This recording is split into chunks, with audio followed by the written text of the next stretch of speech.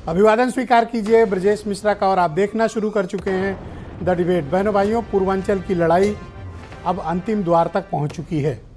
परसों यानी 1 तारीख को ये 13 सीटों पर मतदान के बाद ये स्पष्ट हो जाएगा कि इस देश का मूड क्या है और इस देश की जनता और उत्तर प्रदेश की जनता भारतीय जनता पार्टी के साथ है या फिर इंडिया अलायंस में समाजवादी पार्टी और कांग्रेस के साथ।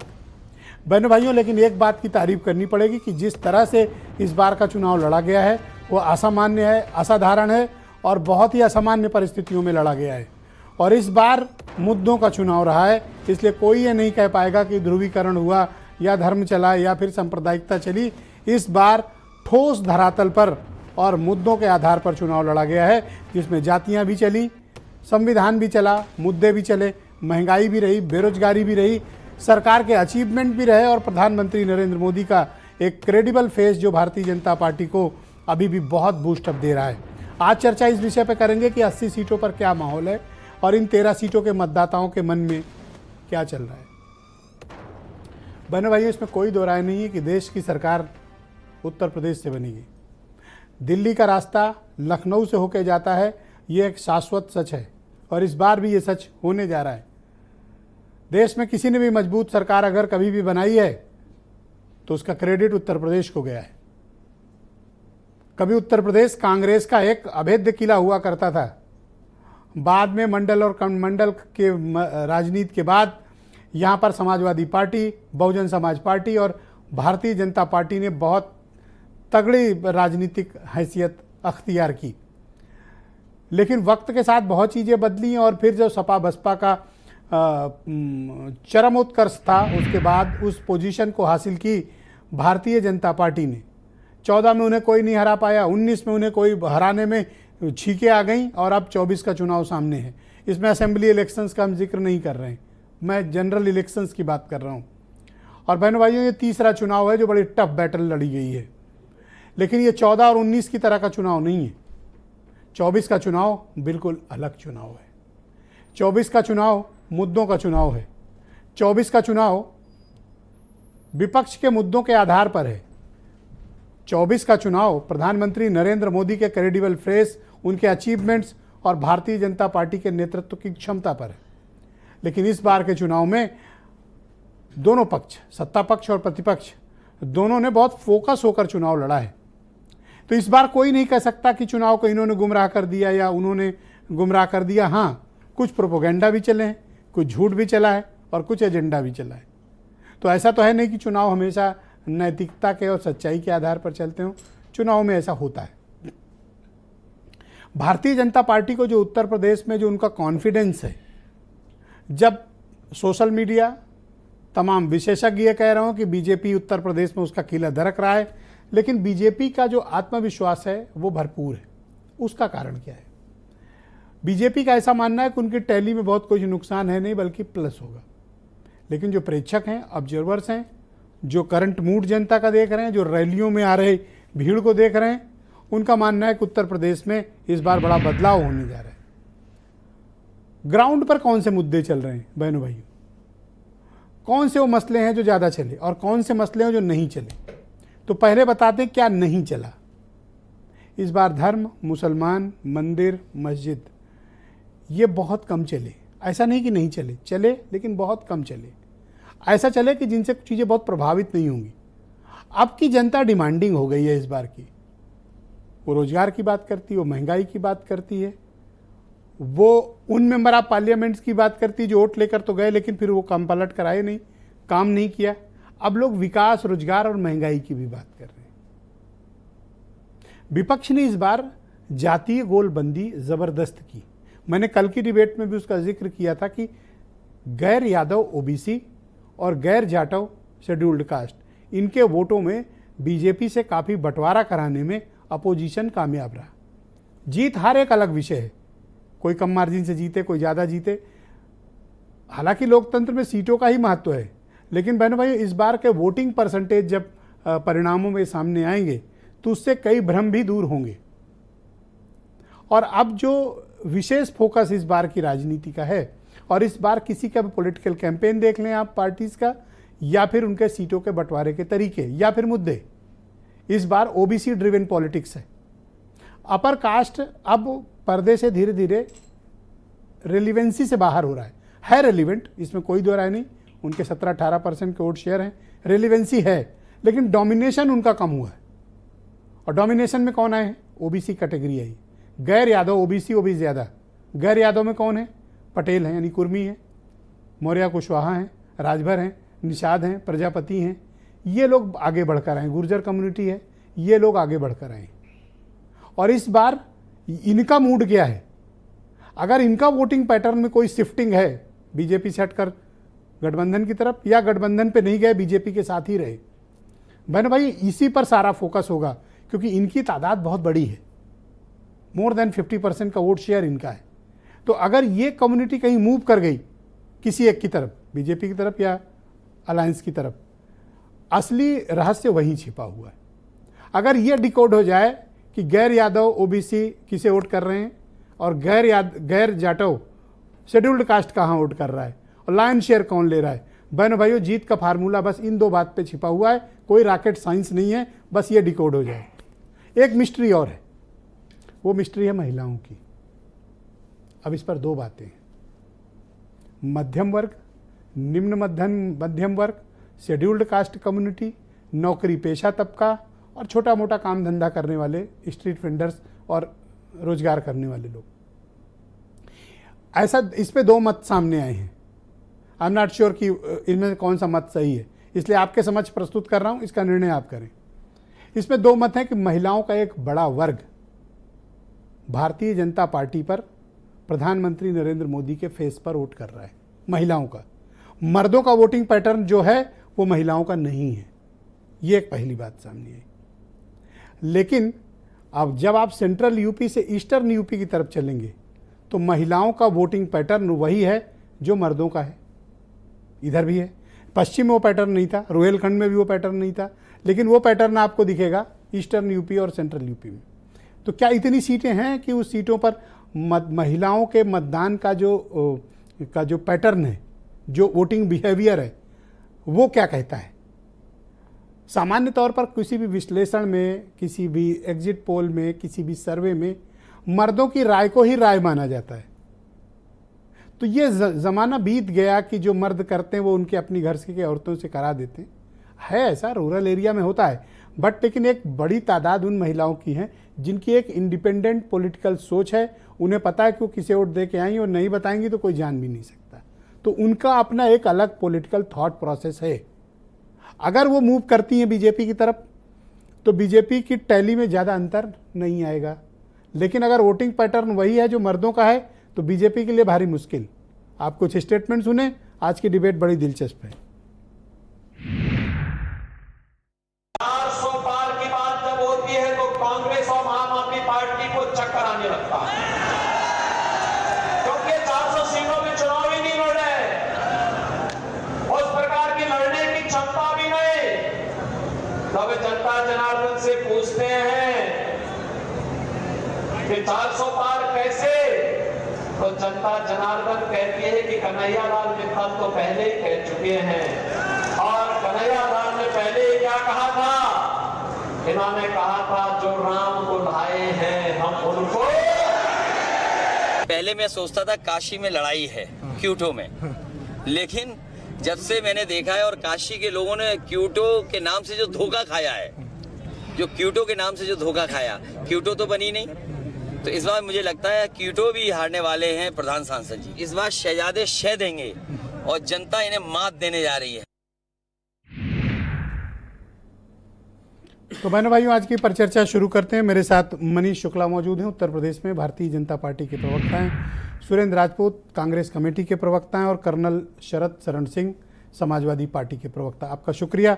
और थोड़ी देर में हमारे साथ कुछ एक्सपर्ट पैनल भी सम्मिलित होगा, जिनके हम ये पॉलिटिकल डिस्कशन के बाद उन्हें भी कनेक्ट साथ में करेंगे। मनीष जी, स्वागत आपका और अभिनंदन। अब आप मुझे बताइए, सब बता रहे हैं कि लड़ाई आकर ओबीसी कम्युनिटी पर और महिलाओं पर टिक गई है। आपकी पार्टी क्या इस मत पे है कि इस बार तगड़ी जाति गोलबंदी हुई और आप लोग घिर गए हैं? देखिए ब्रजेश जी, भारतीय जनता पार्टी इस चुनाव में अपने 10 साल की रिपोर्ट कार्ड के आधार पर जनता से मत और आशीर्वाद की आकांक्षा लेकर गई थी। और जिस तरीके से सबका साथ, सबका विकास, सबका प्रयास, सबका विश्वास के मूल मंत्र से आदरणीय नरेंद्र मोदी जी ने काम किया है, समाज के अंतिम छोर तक बुनियादी सुविधाओं को पहुंचाया है, उत्तर प्रदेश में निवेश का माहौल बना है और जिस तरीके से कानून का शासन स्थापित हुआ, तो क्या पुरुष, क्या महिला, क्या ओबीसी, क्या अगड़ा, क्या पिछड़ा, सभी को इससे लाभ मिला है।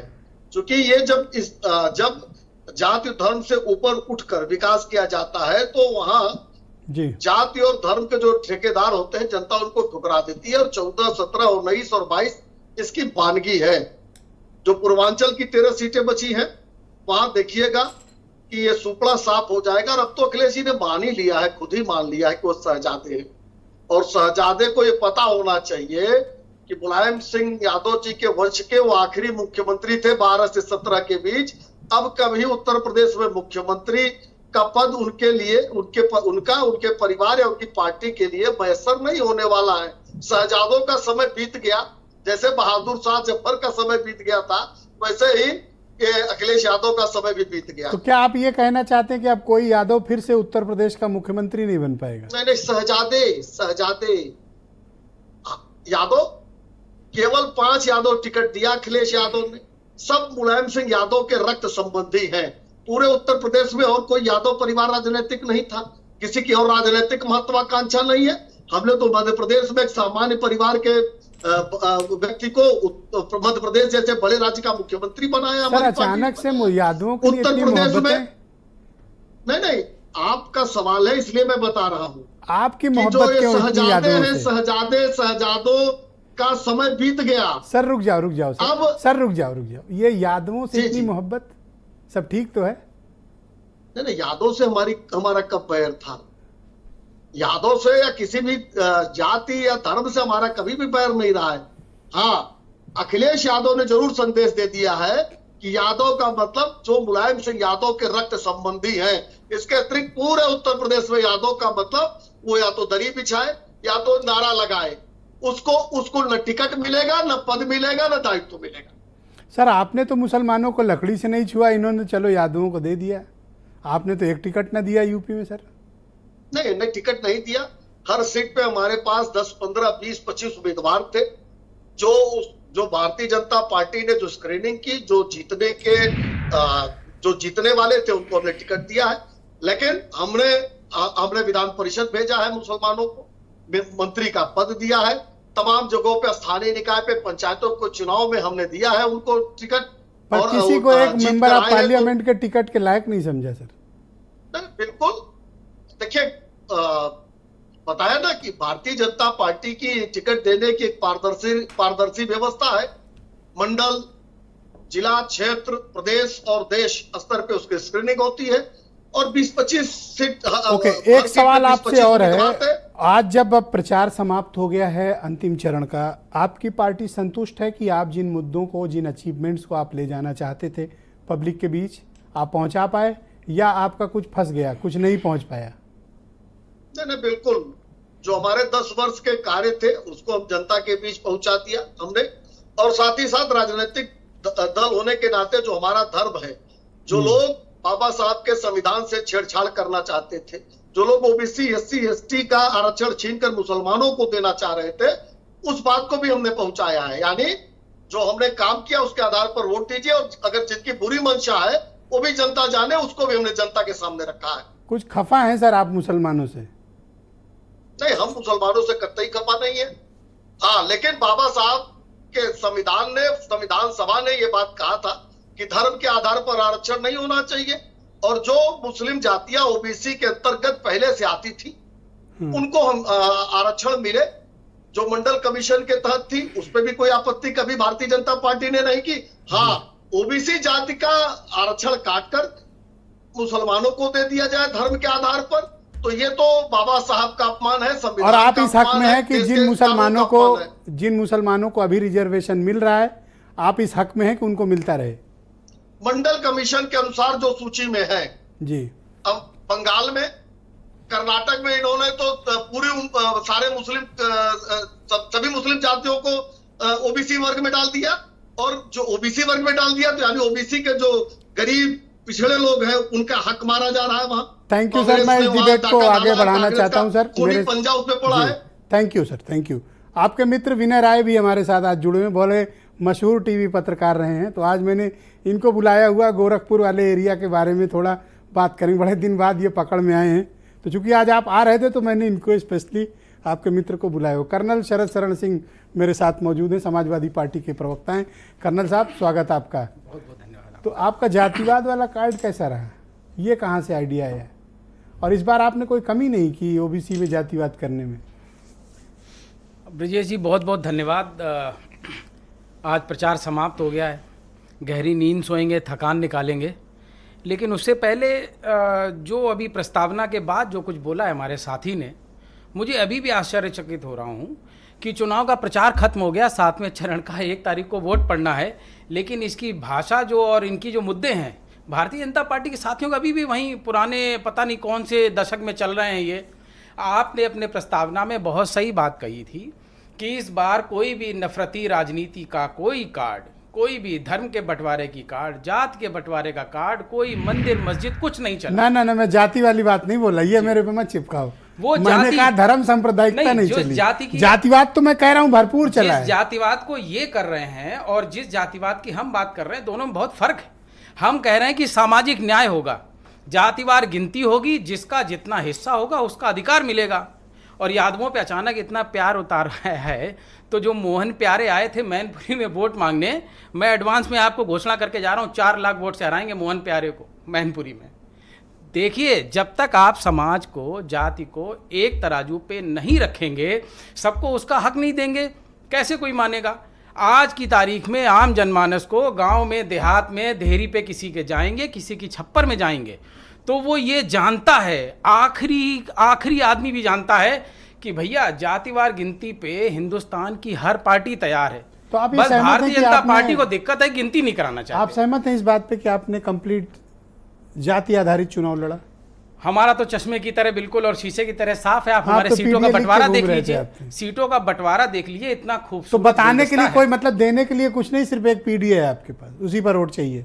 नहीं, हमने पीडीए की बात ही नहीं की, हम सिर्फ अच्छा, पीडीए डिलीट कर दूं मैं? पीडीए तो रिप्रेजेंटेशन है हमारे मुद्दों का। पीडीए जो हमारे मुद्दे हैं उनका रिप्रेजेंटेशन है कि समाज में जो पिछड़े हैं, देखिए शब्दों पे जाइए, पिछड़े, दलित, शोषित और जो सवर्णों में भी जो दबे कुचले हैं, कमजोर हैं, क्या हम उनके लिए लड़ें या उनके लिए लड़ें जो देश के साधन और संसाधन पे लगातार बैठे हुए हैं, पैर दबा के सब चीजों को, अधिकारों को, हमारे हिस्से को लेके बैठे? मैंने मनीष जी से वही सवाल किया था, आपसे भी पूछता हूं। चुनाव का जो तरीका रहा और आपके जो इश्यूज थे, जो एजेंडा, प्रोपोगेंडा जो भी था, वो आप ठीक से कम्युनिकेट कर पाए या कुछ कमी रह गई अभी? ये समय मिलता तो और कर लेते। बहुत अच्छा सवाल पूछा। प्रोपोगेंडा पे हंसा क्यों आपने? कुछ तो कांड किए हो। आपने बहुत अच्छा सवाल किया ब्रजेश जी।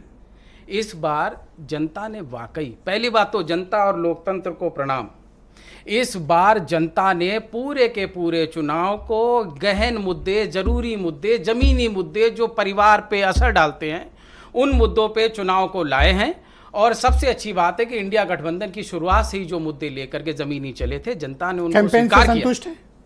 संतुष्टि इनकी दुकानें बंद कर दी हैं नफरत की हमने। अभी परिणाम आया नहीं, इतना ऐसी भाषा बोल रहे हो आप। 2 महीने से घर में नहीं आया हूँ, 2 महीने से घर नहीं आया हूँ, तो विश्वास कीजिए कि गाजियाबाद से शुरू होके मऊ से कल वापस आया हूँ। अरे देश का ऐसा कोई कोना नहीं बचा जहाँ हमारे भाई और मनीष शुक्ला के कट्टर दोस्त सुरेंद्र राजपूत जी न गए हों। कई देश, कई प्रदेश कवरेज करके। स्वागत आपका सुरेंद्र जी। सर, आज प्रचार समाप्त हो गया जी। उत्तर प्रदेश में जिस तरह का चुनाव लड़ा गया, आपकी पार्टी गठबंधन संतुष्ट है कि आपने सही मुद्दों पे चुनाव लड़ा या आप कोई कसर बाकी रह गई? हम जनता जनार्दन को प्रणाम करते हैं और जनता ने मुद्दा तय किया, जनता ने चुनाव लड़ा। हम लोग तो कहते हैं ना कि रावण रथी बिरत रघुवीरा, हम लोग तो गरीब लोग, गुरबा लोग, संसाधन विहीन लोग, नल नील कोल भील, इन सब लोगों को लेकर के, अगड़े को पिछड़े को लेकर के चुनाव लड़े। वो लोग साधन संपन्न लोग थे, वो लोग हमको शहजादा कह रहे थे, वो हम लोगों को पता नहीं और क्या क्या कह रहे थे। हमने तो सारी चीजें उनकी स्वीकार की, उनके आरोप भी स्वीकार किए, उनके शब्द भी स्वीकार किए, उनके कटाक्ष भी स्वीकार किए। हमने तो कहा हाँ, राहुल गांधी जी शहजादे हैं, अखिलेश यादव जी शहजादे हैं, तेजस्वी यादव जी शहजादे हैं, बिल्कुल हैं शहजादे, क्योंकि इनके माँ बाप ने इनको शहजादों की तरीके से पाला है। आपके माँ बाप ने अगर किसी और तरीके से, गरीब की तरीके से पाला हो या और किसी तरीके से पाला हो, भिखारी की तरीके से, अपने माँ बाप से शिकायत कीजिए। हमारे माँ बाप से क्यों शिकायत करते हैं? हमारे माँ बाप ने तो हमको शहजादे की तरीके से पाला है, और यही शहजादे आपको शह भी देंगे और मात भी देंगे। तो हमने तो, हमारा कैंपेन किस पे था? हमारा कैंपेन था 29 लाख नौकरियों पर।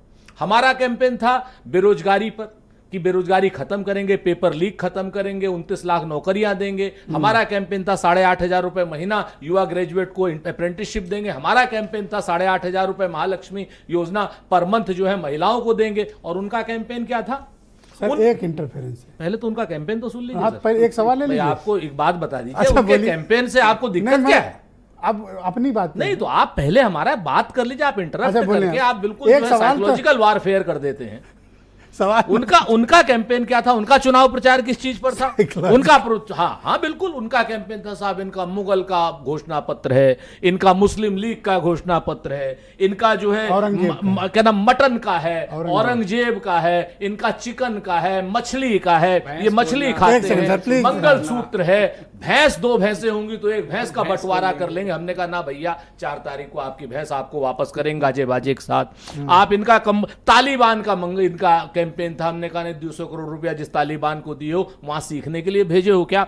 आप इनका पाकिस्तान पर, इनका क्या नाम, आखिरी तो मतलब हद हो गई ब्रजेश जी, मुजरे पर आ गए, और मुजरे से भी इनका मन नहीं भरा तो गांधी जी पर आ गए। गांधी जी कोई जानता ही नहीं था। अच्छा, अब हमने पूछा गांधी जी के लिए कि भाई जिस सर तरीके प्लीज से वेट, एक क्रॉस क्वेश्चन है आपसे।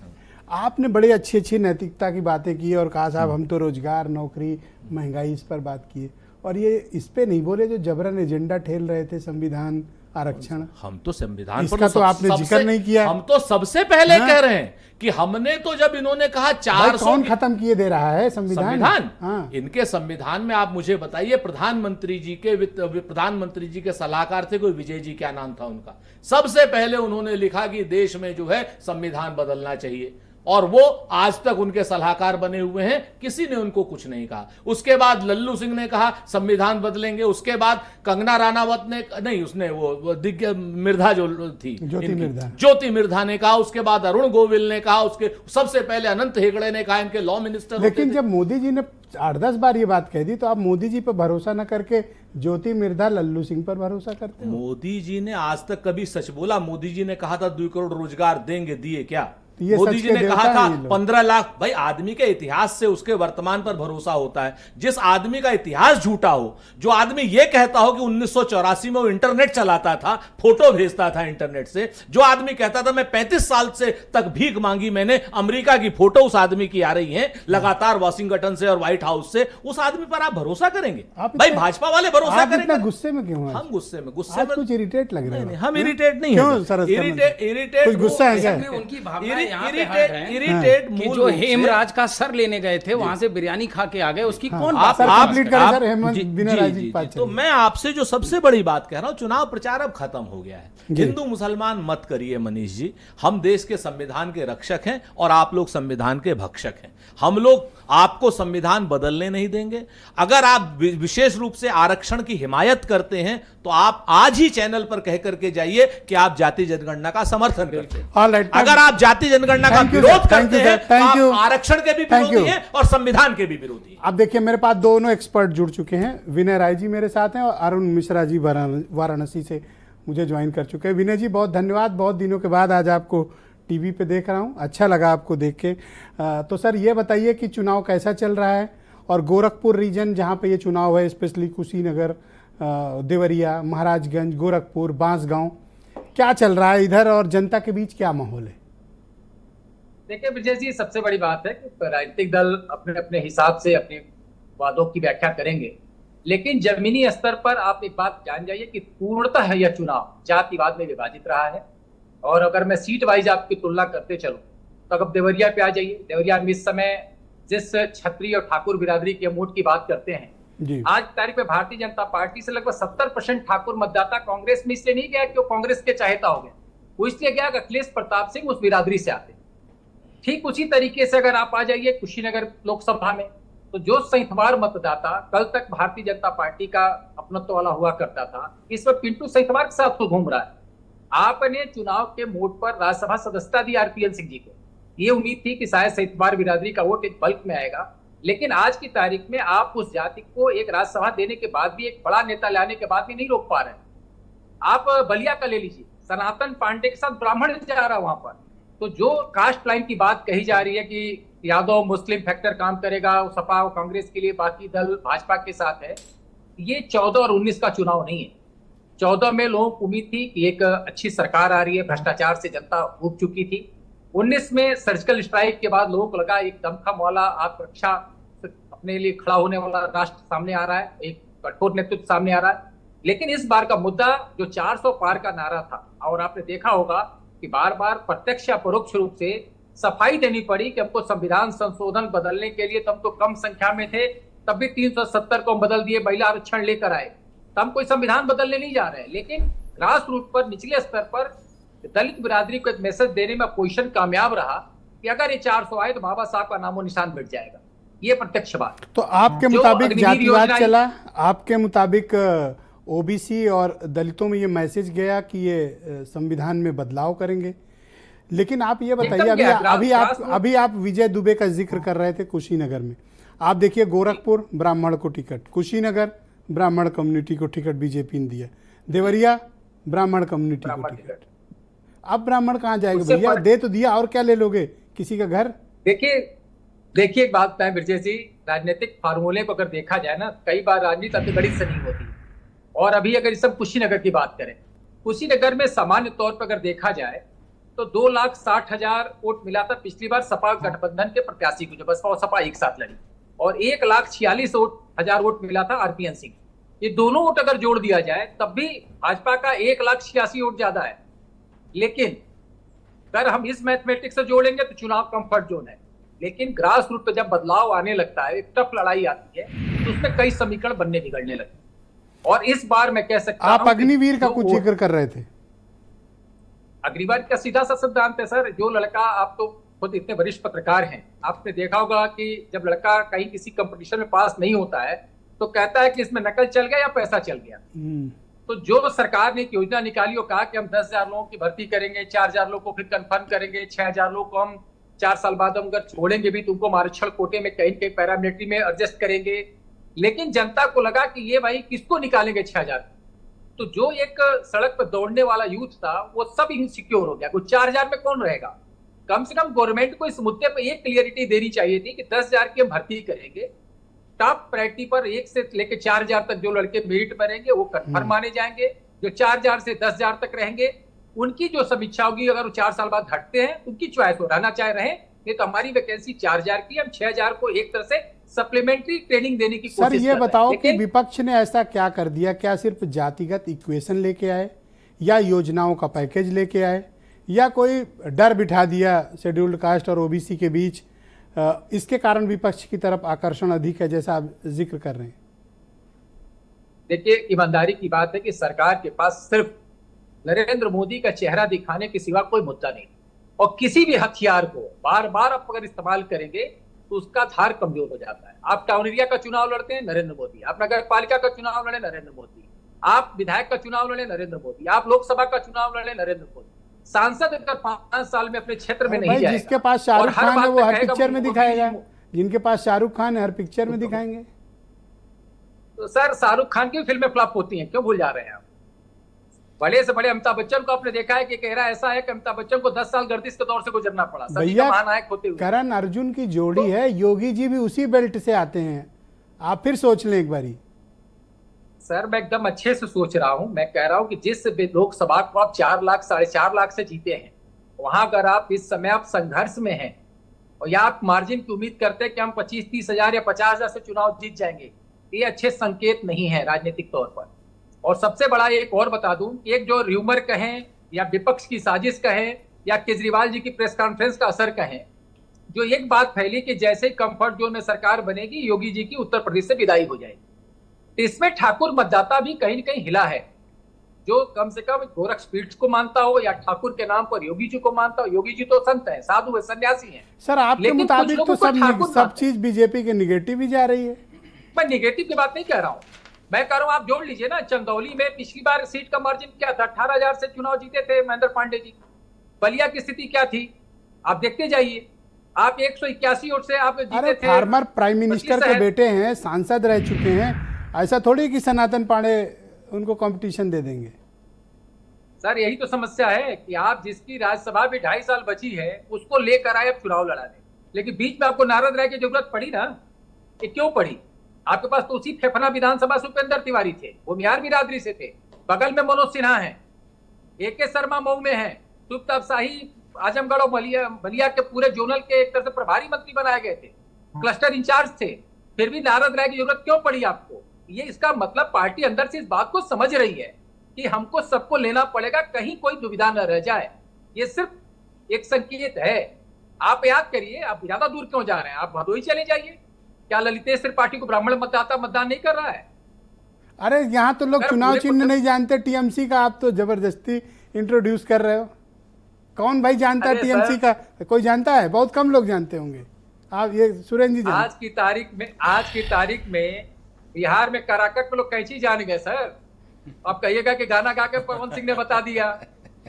जब प्रधान का आदमी चुनाव लड़ता है तो वो भी आदमी 10 दिन के अंदर पर चुनाव चिन्ह गांव के लोगों को रटा देता है। आधुनिक जमाना है, फेसबुक का जमाना। लेकिन मैं इतना जरूर कहूंगा, यह चुनाव 14 और 19 का चुनाव नहीं है। इस बार मुद्दे गायब रहे, जातिगत आधार पर जबरदस्त डिवीजन हुआ है। दूसरी सबसे बड़ी जो कमी देखने को मिली कि आदमी डिवीजन विपक्ष अपर ये कास्ट में समझाने है कि कामयाब- डिवीजन ओबीसी में है? दोनों तरफ है। आप अगर दलित मतदाता की बात करेंगे तो पहली चॉइस थी, जहां आदमी हाथी के बटन को नहीं देखता था, वहां भाजपा के साथ 19 में गया है गठबंधन होने के बावजूद। लेकिन इस बार वोटों का डिवीजन है। अपर कास्ट में भी वही स्थिति है। अगर आप डुमरियागंज ले लीजिए, क्या आपको क्या स्थिति दिख रही है वहां पर? ब्राह्मण क्या भाजपा के साथ दिख रहा है वहां पर? क्यों सर, ब्राह्मण सीधी सी बात है। अब लोग इतने टिकट दे दिए, आप फिर भी नहीं पेट भरा। आप डुमरियागंज नहीं देंगे तो कहाँ देंगे वोट सर? कमाल कर रहे हो नहीं, आप। डुमरिया क्यों नहीं, दे आप देंगे? क्यों नहीं डुमरियागंज देंगे सर? दीजिए इस वक्त। नहीं, आप दीजिए। किसने कहा डुमरियागंज मत दीजिए? भाई ये नहीं कह रहा हूं कि मत दीजिए। कहना क्या चाह रहे लेकिन हो सर? कम से कम मैं सिर्फ इतना कहना चाह रहा हूं, कास्ट के आधार पर जो कैंडिडेट सामने मैदान में आया है, चाहे वो गठबंधन का हो या भाजपा का, अपने कास्ट के वोटों को ठीक से वो एड्रेस कर रहा है। तो आपके अगर मुताबिक पिंटू सही डुमरियागंज मैदान में ब्राह्मणों ने वोट नहीं किया कमल पे? नहीं किया है। मेजॉरिटी वोट नहीं है, मेजॉरिटी वोट नहीं है बीजेपी के पास। ये हकीकत है। इस बात को अगर आप मनीष जी से भी कैमरा बंद होने के बाद डिबेट के बाद पूछेंगे तो भी बता देंगे। सर कौन सी मशीन लेके घूम रहे हो? अब देखिए 4 तारीख बहुत दिन थोड़ी बचा हुआ है। उस दिन बैठना पड़ेगा मेरे भाई, साथ आज आपको। मतलब ये जितना एकदम क्लेम आज बैठ कर रहे हो, जाऊंगा। आज- ये सब मैं नोट कर रहा हूँ। मैं एकदम नोट करिए, मैं कह रहा हूं कि पिछली बार के हिसाब से आप अगर रिजल्ट का आंकड़ा निकालेंगे ब्रजेश जी, तो जीत का मार्जिन कहीं 4 लाख, कहीं 4.5 लाख, कहीं 3 लाख। इस बार उस तरह का कंफर्ट जोन नहीं है।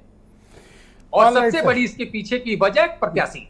ऑलराइट सर, मेरे साथ अरुण मिश्रा जी मौजूद हैं, वाराणसी में काशी पत्रकार परिषद के अध्यक्ष भी हैं और सीनियर जर्नलिस्ट हैं, हमारे साथ जुड़े हुए हैं। अरुण जी स्वागत आपका। भाई राय साहब ने तो आज मतलब एक के बाद एक कारपेट पॉलिटिकल बॉम्बिंग कर दी। इनके विचारों से क्या सहमत हो सकते हैं आप? राय साहब, विनय राय जी जो है पूर्वांचल में बहुत दौरा भी करते हैं, बनारस से इनका खास लगाव भी रहा है और ये हमेशा आते जाते भी रहे हैं। निश्चित तौर पर एक चीज़ मैं कहूँगा भाई साहब कि इस बार का जो चुनाव है ये छोटे दलों के भी वजूद का चुनाव है।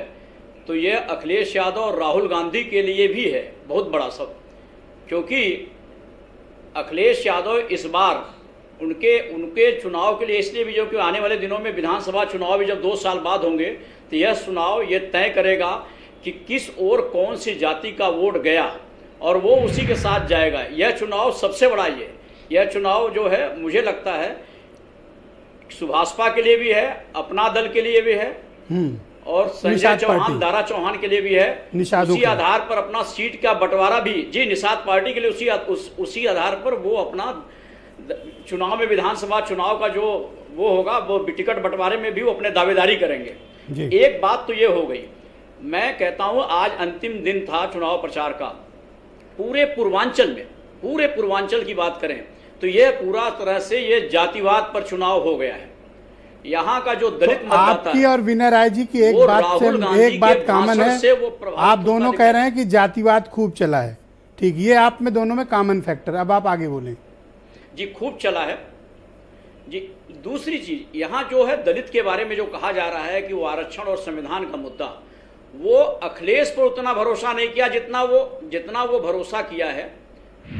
वो भरोसा किया राहुल गांधी की ओर, क्योंकि लगातार वो संविधान को लेकर के, संविधान के लेके किताब को वो दर्शाते रहे कि संविधान बदल दिया जाएगा। दूसरा, भारतीय जनता पार्टी अपनी हर सभाओं में ये बात कहती रही है कि आरक्षण का मुद्दा उन्होंने धर्म से जोड़ने की कोशिश कर दिया।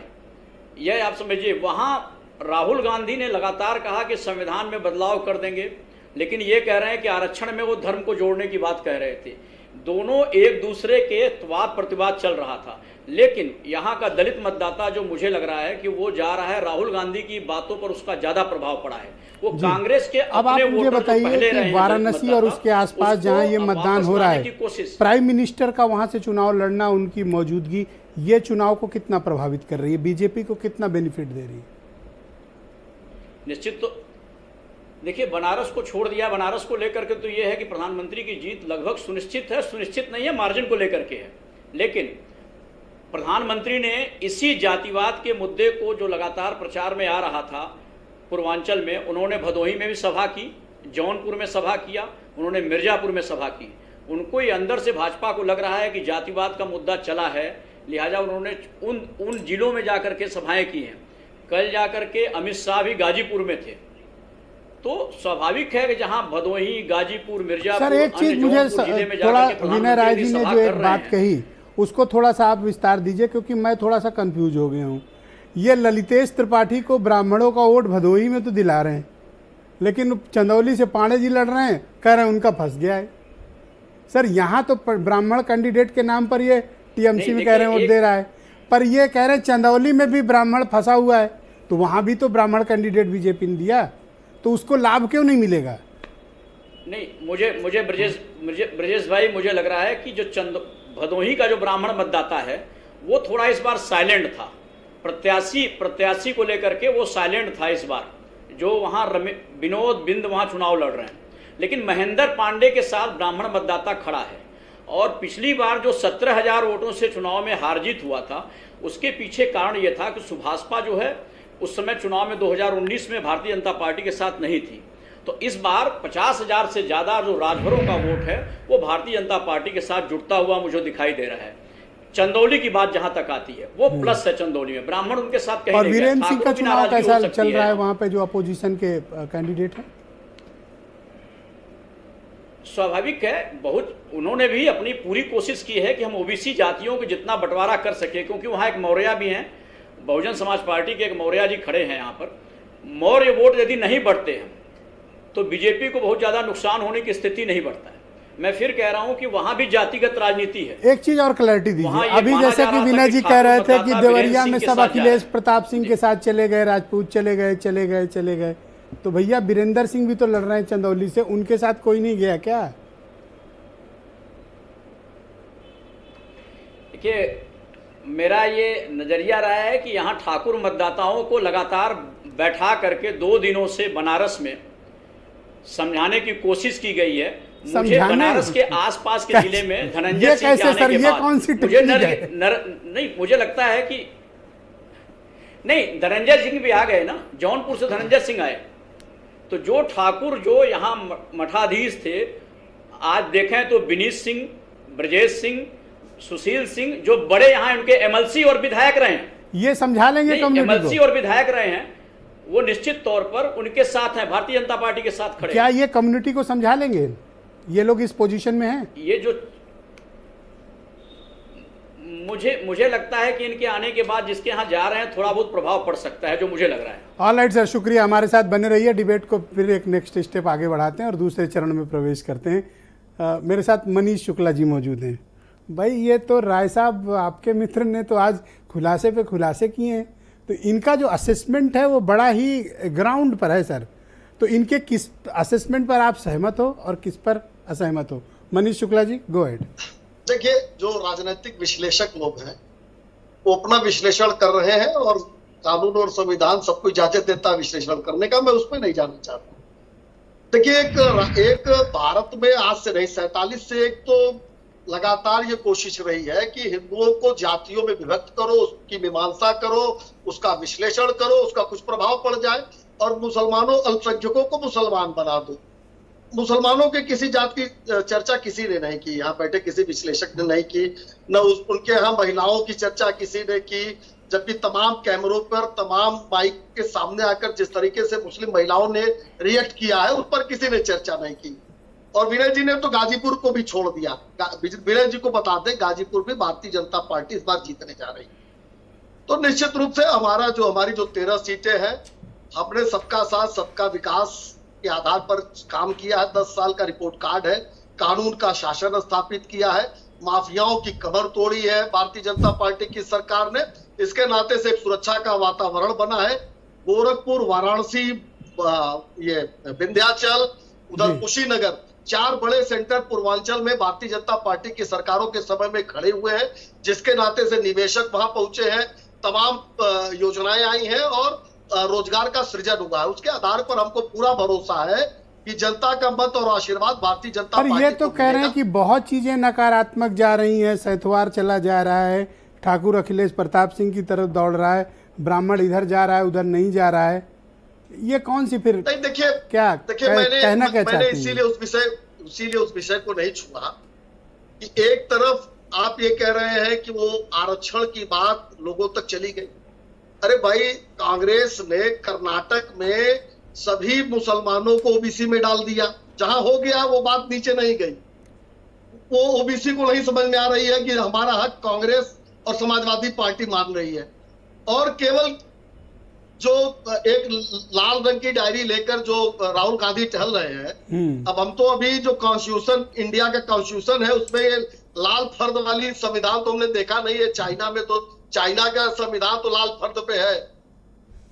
तो ये जो अभी मणिशंकर अय्यर का जो चाइना के प्रति प्रेम था, जो फारूक अब्दुल्ला ने पाकिस्तान के प्रति कोई किसी के बीच में दिखाया है, ये देश की जनता नहीं देख रही, नहीं सुन रही। इनका मतलब यानी अभी आप विनय जी ने कहा कि गांव की प्रधानी का चुनाव में 10 दिन में निशान तो गांव का ग्रामीण पहचान लेता है, लेकिन पाकिस्तान बहुत बलशाली है, चाइना के प्रति प्यार है, और मुसलमानों को आरक्षण बंगाल में क्या किया ममता बनर्जी। लेकिन ये कह रहे हैं कि यह मुद्दा जिनका आप जिक्र कर रहे हो वो गांव में चला नहीं, पर कह रहे हैं चला नहीं वो ममता बनर्जी ने जो वहां ओबीसी आरक्षण पे डाका डाला, 2010 से सारे कास्ट के जो सर्टिफिकेट थे हाईकोर्ट ने सर यही तो ये कह रहे हैं कि ये चला नहीं, ये कह रहे हैं चला नहीं है।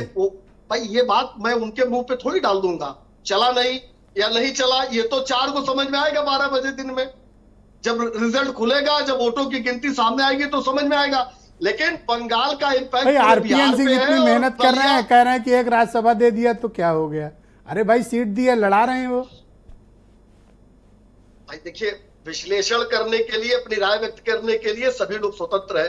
मैं व्यक्तिगत किसी पर टिप्पणी क्यों करूं, लेकिन बंगाल में अगर ओबीसी आरक्षण पे टाका डाला गया है, पूर्वांचल के हर जिले से लोग बंगाल में रहते हैं, इनको बंगाल नहीं दिखता, सही कह रहे हो आप, इनको बंगाल नहीं दिखता, सिर्फ देवरिया, कुशीनगर, गोरखपुर दिखता है। सबका कनेक्शन है, पूरे पूर्वांचल में बंगाल का कनेक्शन है। यही तो नहीं पकड़ पाएंगे, मैं तो 3-4 बार दिख रहा है वहां, जिस तरह तुष्टिकरण हो रहा है वो नहीं दिख रहा है।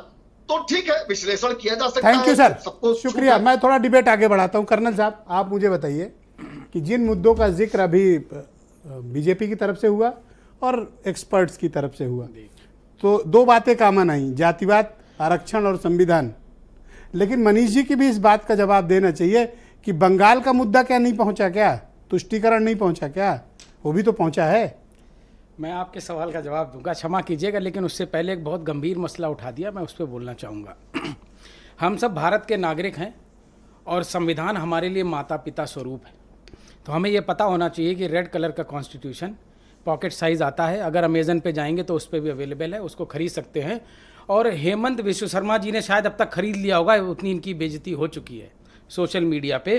प्रवक्ता साथी हैं, जानकारी होनी चाहिए। और चाइना से मत जोड़िए, चाइना से आप जोड़ेंगे तो हम वहां ले जाएंगे जहां रिजांगला का सर प्लीज बोलने नहीं देंगे। मनीष जी प्लीज, हाँ ये मनीष जी भाजपा के प्लीज, प्रवक्ताओं की आप आदत बोले है। सर, आप बोले सुचिता ना भी प्लीज, देखी आप है और प्लीज, जानकारी भी समाजवादी आप पार्टी देखिए, के आपको यादव पहले को चांस दिया, आप इनको बोलने दें, तो आप बोलिए। आप चाइना मत बोला करिए। जैसे ही आप चाइना बोलते हैं, मैं फौजी हूं, मैं अंदर से द्रवित हो जाता हूं।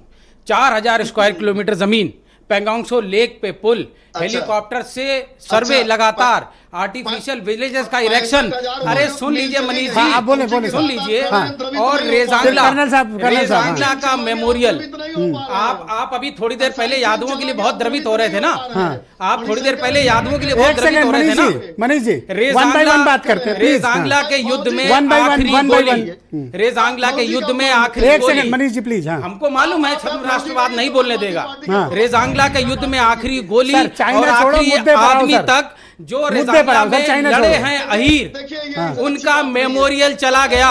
इस देश के सर, आजादी के मुद्दे पर बाद आओ के सर। इतिहास में ये कभी नहीं हुआ होगा कि चाइनीज बॉर्डर कुशीनगर, पे देवरिया, गोरखपुर, हमारे शहीदों का गाजीपुर सर, मेमोरियल तोड़ दिया गोशी। गया और आप मुझे बोलने भी नहीं दे रहे हैं। Thank you. बहुत अच्छा एक कर रहे हैं। सेकंड, एक पब्लिक को देखना सेकंड मनीष जी चाहिए, प्लीज। हाँ पब्लिक को देखना अच्छा, आप मुद्दे चाहिए। पर आओ, मेरे से बात करो अब आप मुझे ये बताओ, गाजीपुर, घोसी, कुशीनगर, देवरिया, यहाँ जिन मुद्दों का भी जिक्र हो रहा था, उन मुद्दों से क्या आप सहमत हो या नहीं, या जो विनय राय जी और अरुण जी ने बात रखी उस पर आप सहमत हो या असहमत? ब्रजेश जी, मैं जो ये जाति का मुद्दा आया है उस पे मेरी बस दो बातें हैं। पहला तो देखिए, इसको जातिवाद मत कहिए। ये जातिवार अधिकार को जाति, अगर आप हम जातिवाद कह देंगे तो बिल्कुल मतलब आप राइट से बिल्कुल लेफ्ट जा रहे हैं। क्या दबे कुचले समाज को जाति के आधार पे, जनसंख्या के आधार पे अगर वो हिस्सा मांगेंगे तो आप उनको जातिवादी कह के गालियां देना शुरू कर देंगे? ये चुनाव इस बार हो ही इसी बात का रहा है कि जातिवार हक चाहिए, और ये लगातार बोल रहे हैं कि जातिवाद पे चुनाव गया, जातिवाद पे चुनाव Thank you, गया। sir. मैं बस थोड़ा 10 सेकंड 10 दीजिएगा। सेकंड, हाँ। ये लगातार ये भी इन्होंने बोला है कि 47 के बाद हिंदुओं को जाति के विभेद में बांटा गया है, मुसलमानों में जाति की बात नहीं हो रही है। मुझे लगता है शायद मुसलमानों में भी ये जातिवाद का टुकड़े करना चाहते Thank you, हैं। sir. बस आखिरी सवाल इनसे एक है कि 80 लोकसभाओं में मुसलमानों को टिकट कितनी दी अरे है सर, उस आपने? पर हो गई बात। आइए अब सुरेंद्र राजपूत जी, देखिए वो कह रहे हैं आपको यहाँ वाला तो दिख रहा है, लेकिन बंगाल में जो तुष्टीकरण वो नहीं दिख रहा है, कर्नाटक का नहीं दिख रहा है।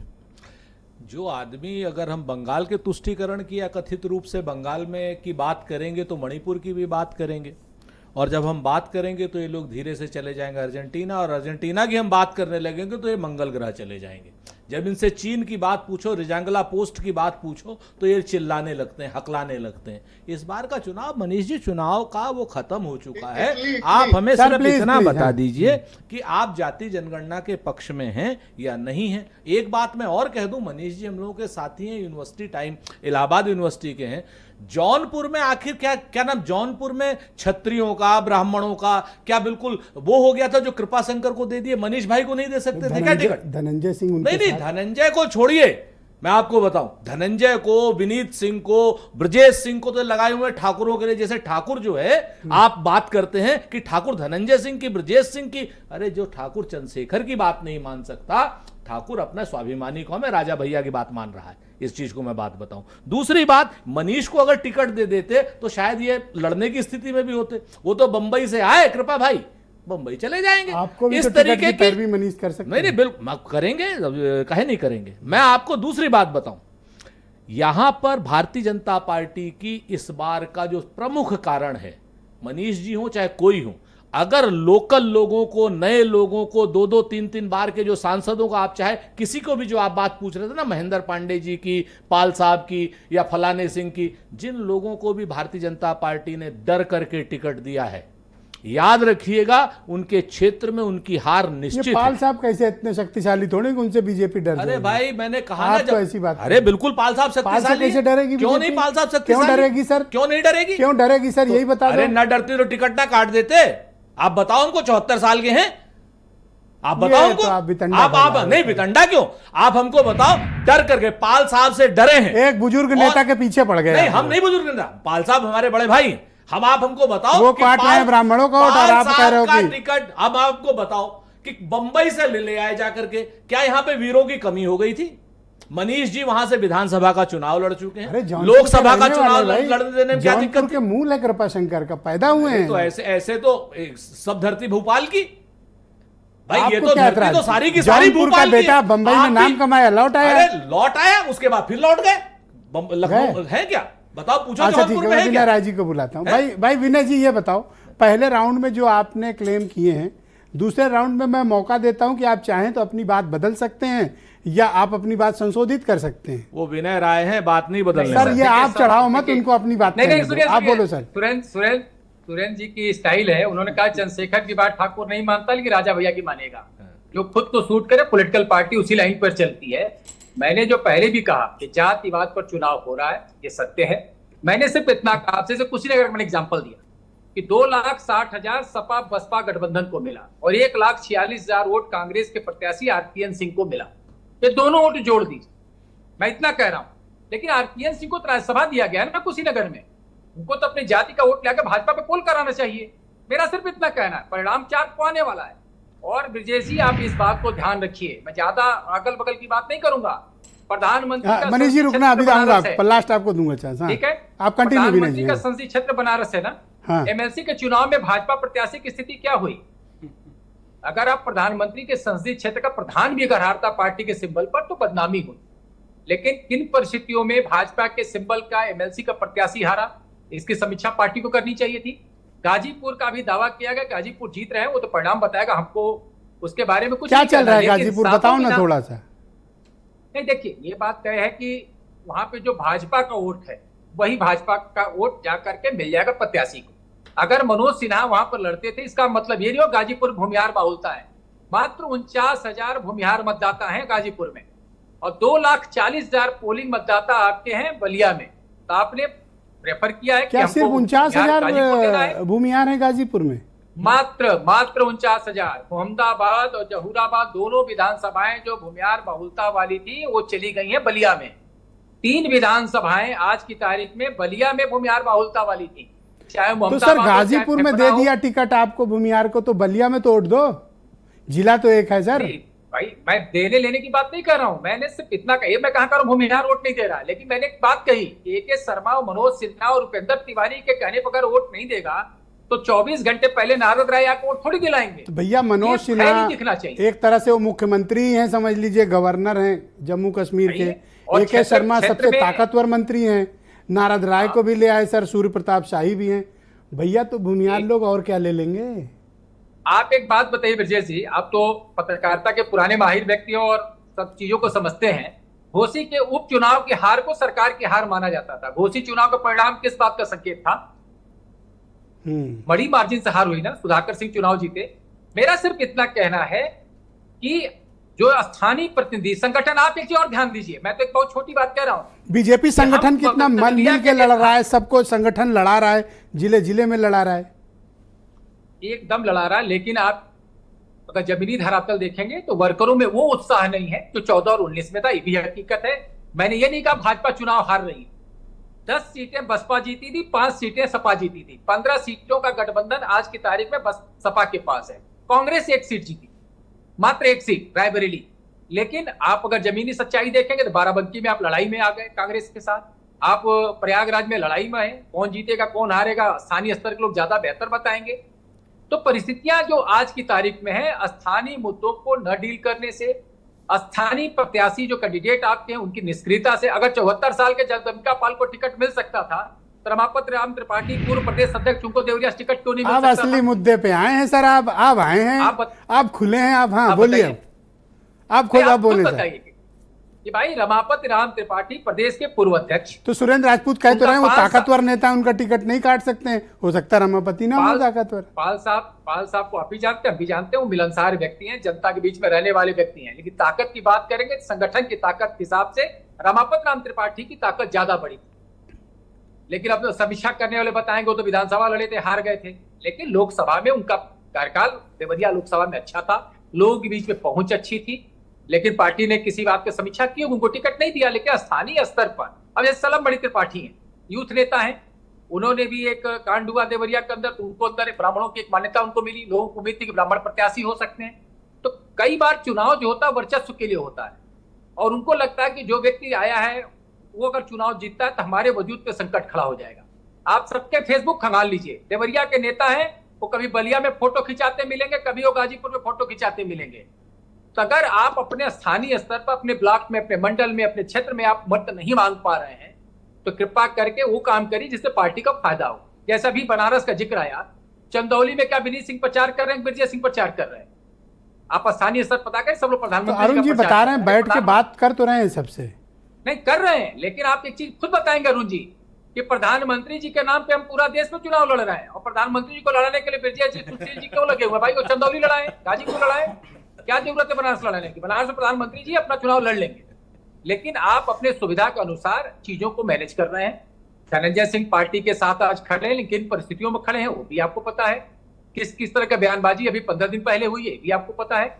लेकिन मेरा सिर्फ इतना कहना है कि पार्टी के परिणाम जब आ जाए, वो चाहे 66 आए, 65 आए, 62 आए या 60 आए, चलो कम से कम 60 तो दे ही रहे हो सर। 60 दे रहे हैं सर, फिर भी 20 सीट का नुकसान है सर। अगर हम एक सीट की बात करते तो अमेठी रायबरेली जीतेंगे, तो अभी चुनाव चल रहा है, वो मझधार की जो स्थिति है वो संख्या नीचे भी जा सकती है सर, आप देखिएगा। ठीक, अरुण जी को बुलाते। भाई अरुण जी देखो, एक सीधा सवाल आपसे किया है विनय जी ने, मैं चाहता हूं उसका जवाब दो आप। अरुण जी